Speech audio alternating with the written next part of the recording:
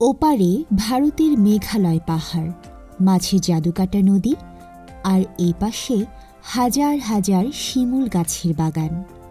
বর্ষায় সারিবদ্ধ শিমুল বাগানে সবুজ পাতার সুনিবিড় ছায়া, আর বসন্তে ডালে ডালে ফুটে থাকা লাল ফুল আন্দোলিত করে দর্শনার্থীদের মন।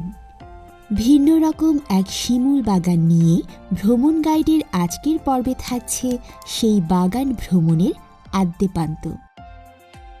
শিমুল বাগান সুনামগঞ্জ জেলার তাহিরপুর উপজেলার জাদুকাটা নদীর নিকটবর্তী মানিগাঁও গ্রামে অবস্থিত।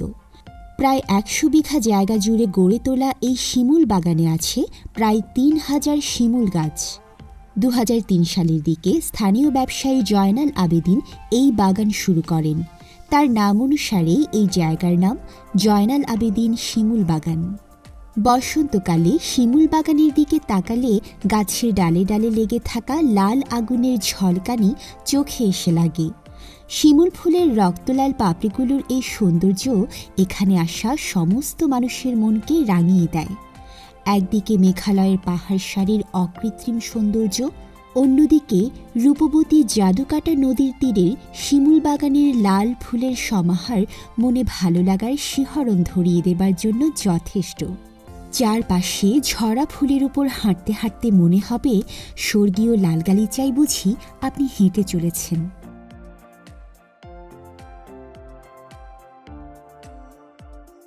শিমুল বাগান ঘুরে দেখার পাশাপাশি আপনি কাছাকাছি আরও কিছু জায়গা একদিনেই ঘুরে দেখতে পারবেন। শিমুল বাগানের কাছেই জাদুকাটা নদী ও বারেক টিলা। বারেক টিলা থেকে মেঘালয়ের পাহাড় ও জাদুকাটার অপূর্ব রূপ আপনাকে প্রফুল্ল করবে। প্রায় ৫ কিলোমিটার দূরেই পাহাড় ঘেরা নীল জলরাশির শহীদ সিরাজ লেক, যা নীলাদ্রি লেক নামেও পরিচিত। আর বর্ষায় গেলে টাঙ্গুয়ার হাওর হয়ে সব জায়গা ঘুরে দেখা যাবে। বছরের যে কোনো সময়ে শিমুল বাগানে যেতে পারেন, তবে লাল টকটকে শিমুল ফুল দেখতে হলে অবশ্যই ফাল্গুন মাসের শুরুর দিকে যেতে হবে। ফেব্রুয়ারির ১০ থেকে ২৮ তারিখের মধ্যে গেলেই সেখানকার বিস্ময়কর সৌন্দর্য উপভোগ করতে পারবেন সবচেয়ে ভালোভাবে। আর বর্ষায় গেলে ফুল না থাকলেও সবুজ শিমুল বাগানের দেখা পাবেন। তখন শিমুল বাগানে গেলে টাঙ্গুয়ার হাওরও ঘুরে দেখতে পারবেন নৌকায় চড়ে। ঢাকার মহাখালী, গাবতলী, সায়েদাবাদ ও ফকিরাপুল থেকে এনা, হানিফ ও শ্যামলী পরিবহনের বাস নিয়মিত সুনামগঞ্জ রুটে যাতায়াত করে। নন এসি এসব বাসে ভাড়া লাগবে ৬৫০ থেকে ৭৫০ টাকা। বাসে সুনামগঞ্জ যেতে সময় লাগবে প্রায় ৬ ঘন্টা। শুকনো সময়ে সুনামগঞ্জ থেকে লাউরের গড় হয়ে অথবা তাহিরপুর হয়ে শিমুল বাগান যাওয়া যায়। যেভাবেই যেতে চান সময় লাগবে প্রায় ২ ঘন্টা। সারাদিনের জন্য গাড়ি রিজার্ভ করলে শিমুল বাগান সহ আশেপাশের অন্যান্য জায়গাও ঘুরে দেখা যাবে। মোটরসাইকেলে ২ জন যেতে পারবেন। সারাদিনের জন্য ভাড়া লাগবে ১,০০০ থেকে ১,৫০০ টাকা এবং সিএনজিতে ১,৭০০ থেকে ২,২০০ টাকা। খরচ কমাতে চাইলে সুনামগঞ্জ থেকে বাইকে বা সিএনজিতে লাউরের গড় পর্যন্ত গিয়ে নৌকায় নদী পার হয়ে যেতে পারবেন শিমুল বাগান।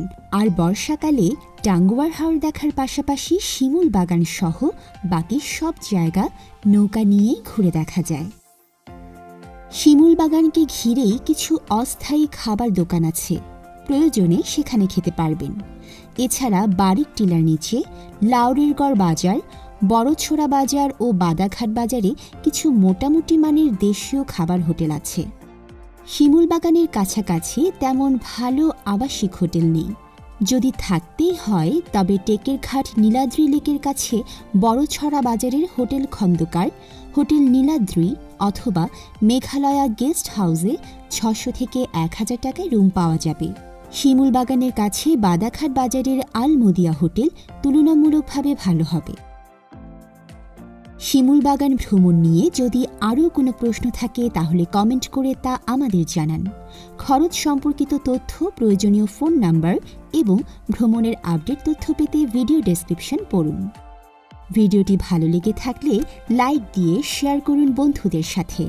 আর আমাদের ভ্রমণ গাইড চ্যানেলটি সাবস্ক্রাইব করা না থাকলে ঝটপট করে ফেলুন। অতি শীঘ্রই নতুন কোনো ভ্রমণ স্থানের বিস্তারিত নিয়ে আবার হাজির হব। সেই পর্যন্ত ভালো থাকুন, সুস্থ থাকুন।